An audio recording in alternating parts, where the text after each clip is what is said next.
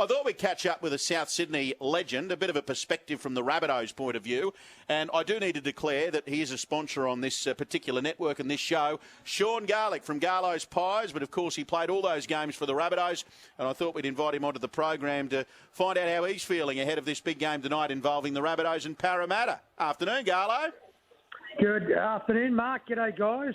Yes, very exciting afternoon, of course. The Rabbitohs, in this sudden death game against the Eels and on some very hot form and hot favourites, which makes it even more, I suppose, nerve-wracking for South Sydney supporters because over the years, it's the games that they're expected to win are often the most difficult for them.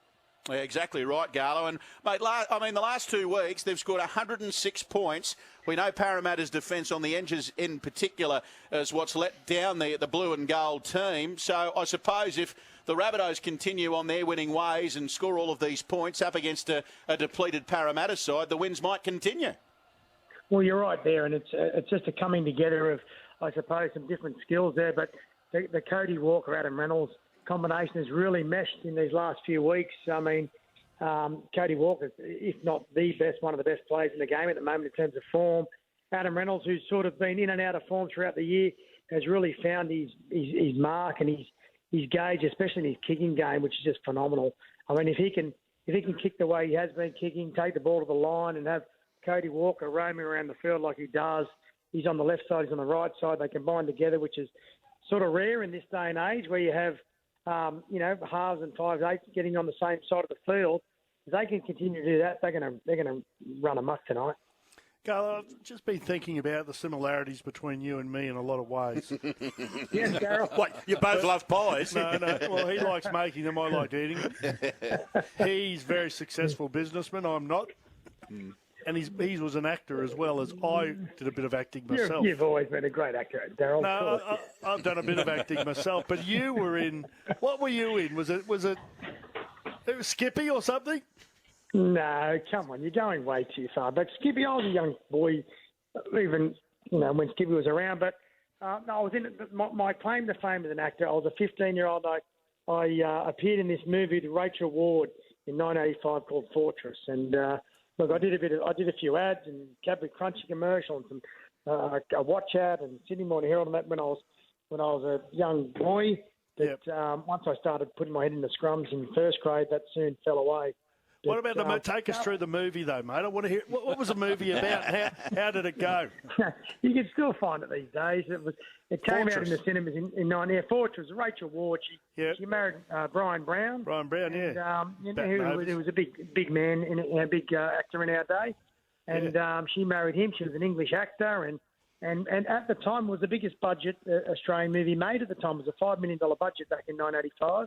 Right. And I was the oldest kid in a one-teacher school that got kidnapped and held for ransom. It was loosely based on a true story. It happened in the early 70s in country Victoria.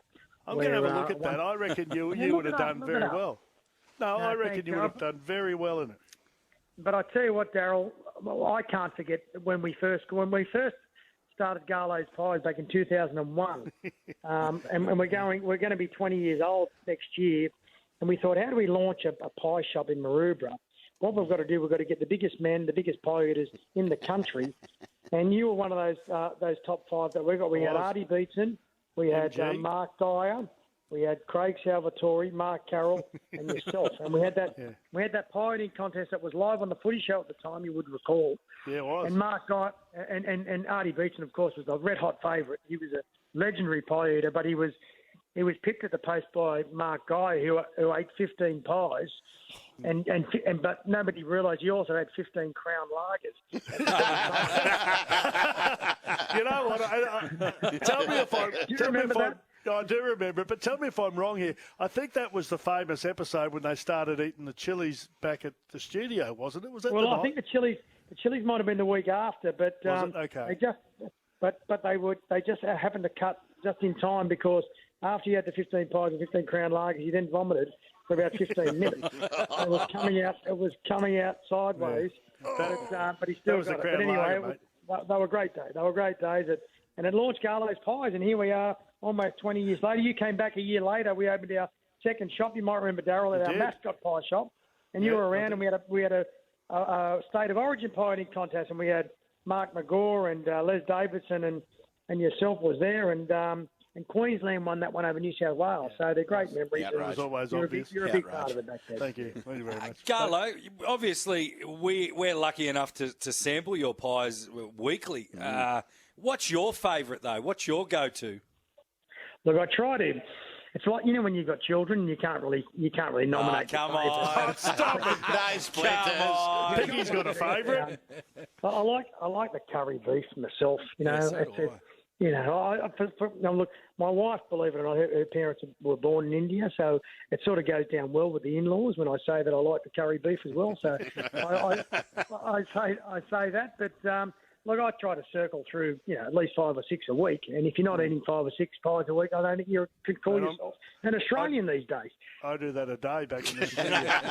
I've got a suggestion for you, and I don't know if you've tried this one. Have you tried? Yes. Now, I know they're out there for other people, but I don't know if you've done one. Have you done a beef, cheese, and bacon? I love that pie. Beef, cheese, and bacon. Have you done that? We have. Yeah, we've done it over the years.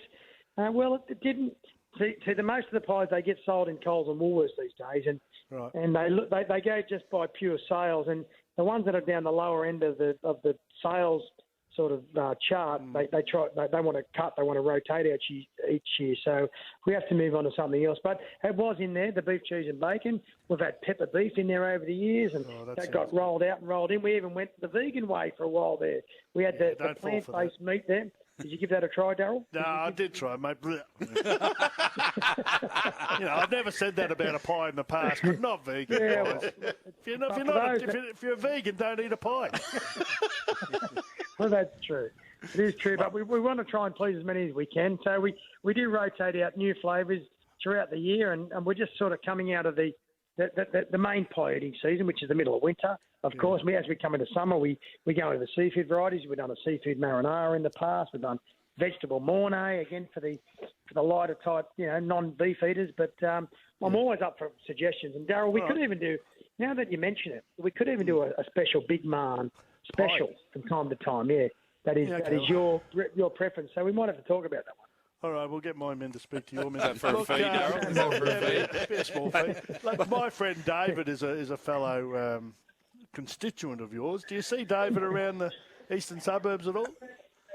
Well, I know that Dave, he's a Coogee man, and he gets around those areas, which is, I mean, as we come into summer, very, very popular. As you know, the beaches get popular, and the Coogee Bay Hotel, the Coogee Pavilion, you've got the bars up Coogee Bay Road, but I can't say that I have run into Dave. I think the last time I ran into you was the night after you let Billy Slater off. Okay. Did you give him a gobful? No. I was walking out of a hotel and I was walking out of a function and Sean was walking into one. But I ran into your old mate Craig Coleman this morning.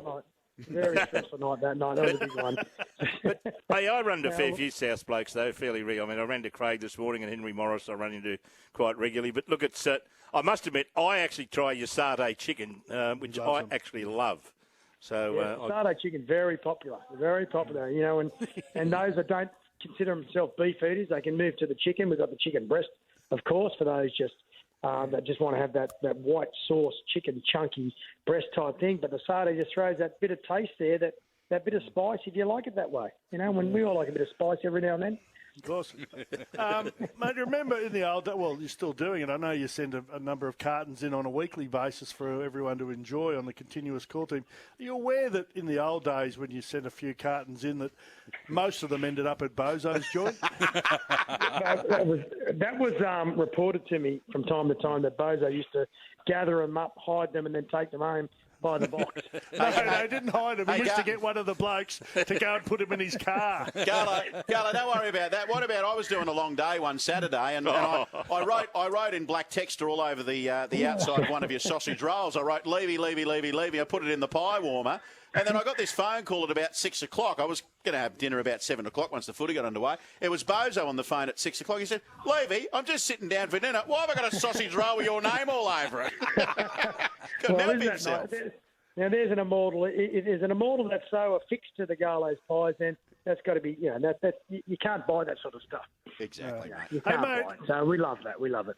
I saw your family on a dating show. Your son went in one of those What was it called? Love Island or something? What's it called? Bachelorette. How did he end up? Has he found love yet, your boy? Look, he's still looking.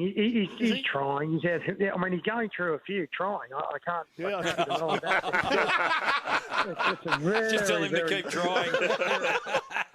He was very good on that show. Good looking. He must have thrown to your wife. Look, he's unlucky in love. He finds himself a girl, and then all of a sudden doesn't work out for one reason or another. But look, I don't know. What do? You can give your opinion. You can say what you think, but in this day and age with the dating apps and what they're seeing on a daily basis, it's very hard to keep up. Shocking. Are you? I can imagine.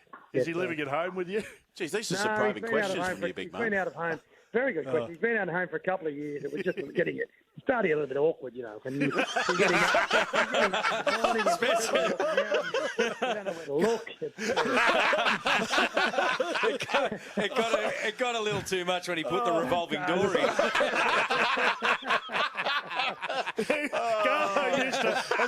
Garlo would be sitting there watching telly, the doorbell would ring, he'd be in there and as fast as he's ever got. He says, "Yes, may I help you?" Take a ticket. Yes, I'm a rugby league legend. Hello. What's your son's name? Jackson. He said, "You'd open the door." He said, "G'day." He said, "G'day, I'm Jackson's brother." Hey,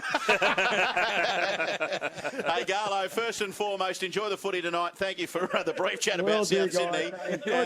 And like I say, thank you for your support on this radio network of Garlo's Pies. You've done a great job post-footy, mate. We love your support. Thanks very much, guys. Enjoy the pies. See you later. Good on you, mate. See you, bud. That's Sean Garlick, one of our long-term sponsors on the continuous call team right across the network. He's a great man too.